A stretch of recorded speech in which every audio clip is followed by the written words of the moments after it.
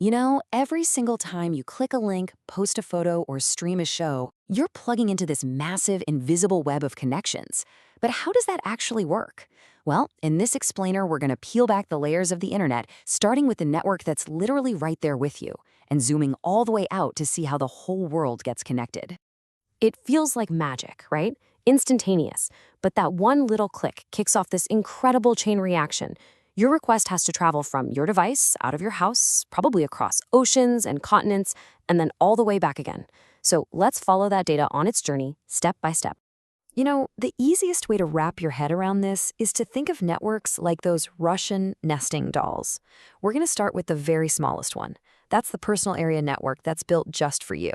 Then we'll pop that open to find the local area network in your home or school. And finally, we'll get to the biggest doll of all, the wide area network that spans the entire globe. All right, so our first stop on this journey is the smallest, most personal layer of them all, the personal area network, or what we call a PAN. This is where it all begins, right in your own little bubble. So what is it really? A PAN is basically a network that's all about you. It's this tiny, short-range bubble of connectivity designed to make your personal gadgets talk to each other without any hassle. The perfect example is your smartwatch buzzing with a notification from your phone, or when your wireless earbuds just automatically pair up to play music. That seamless little link between your personal devices, that's a PAN doing its job. And you know what powers these things? It's tech you use every single day. Bluetooth is the big one here. It's perfect for those short-range connections. But Wi-Fi can also be used to create that little personal bubble of connectivity for your devices. Okay, here's a fantastic example, and one you'll definitely want to remember for your exams. Tethering. When you use your phone's mobile data to get your laptop online, you've just created a PAN on the spot. Your phone becomes a personal hotspot. It's a really practical example of how these personal networks work. Okay, so we've got our personal bubbles sorted. But what happens when you need to connect a bunch of people and their devices all in one place, like in your school or just at home? Well, that's where the LAN comes in, the local area network. This is the next layer up. It's designed to connect lots of users and devices within one building or maybe a small campus. The Wi-Fi you're on right now, almost guaranteed to be part of a LAN. So if you look at a typical LAN, you'll see all sorts of things hooked up together. Computers, laptops, printers, you name it. The big idea here is that they're all in the same local place, which means they can easily talk to each other and share resources. So what's the big deal? Why even bother with a LAN? Well, the perks are huge.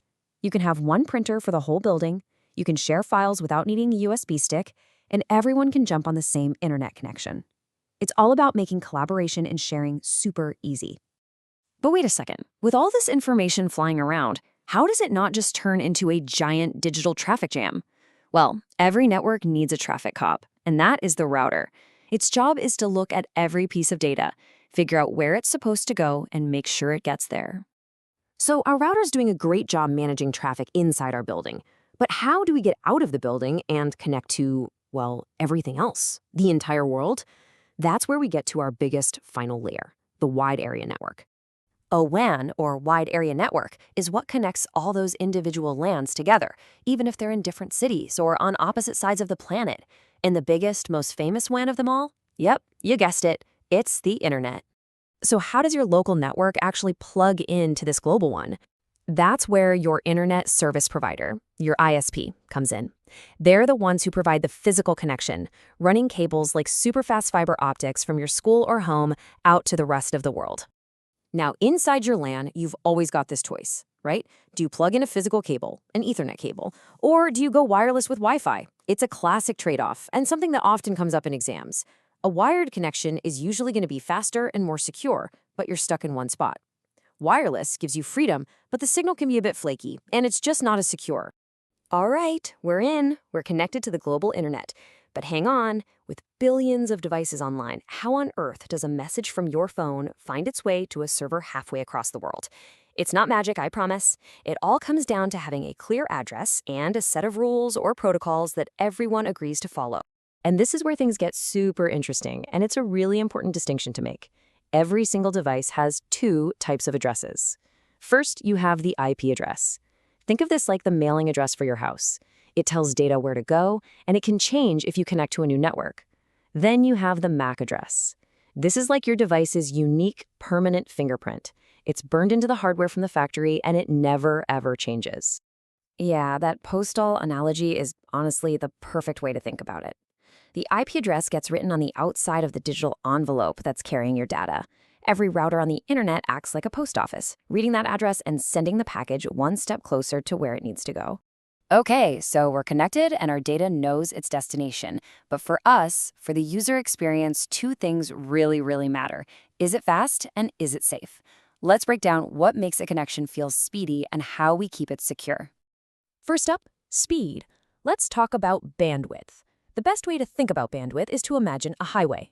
A high bandwidth connection is like a massive 10-lane superhighway where tons of traffic can just zoom by at once. Low bandwidth? That's more like a single-lane country road. Things are going to get congested real fast. But then there's latency. Now, latency has nothing to do with how many lanes the highway has. It's all about the travel time. It's the delay it takes for one single packet of data to get from point A to point B. For things like online gaming or a video call, you need that travel time to be almost zero. That's what low latency is, and it's absolutely crucial. And last, but definitely not least, security. So how do we protect our network from unwanted visitors? Well, you've got three main tools in your security toolkit. First is a firewall, which is like a digital security guard at the gate, checking everything that tries to get in. Then there's encryption, which basically scrambles your data into a secret code. And finally, you have MAC address filtering. This is like a super exclusive VIP list. If your device's unique fingerprint isn't on the list, you're not getting in. And there you have it. That's the entire incredible journey of a single click. We've gone from a personal network on your wrist, through the local network in your building, and all the way out onto the global wide area network we call the internet. We've seen how it all connects, how data finds its way, and how we keep it all moving fast and safe. It really makes you think, doesn't it? What's the next layer of connection going to look like? Thanks so much for joining me to break this all down.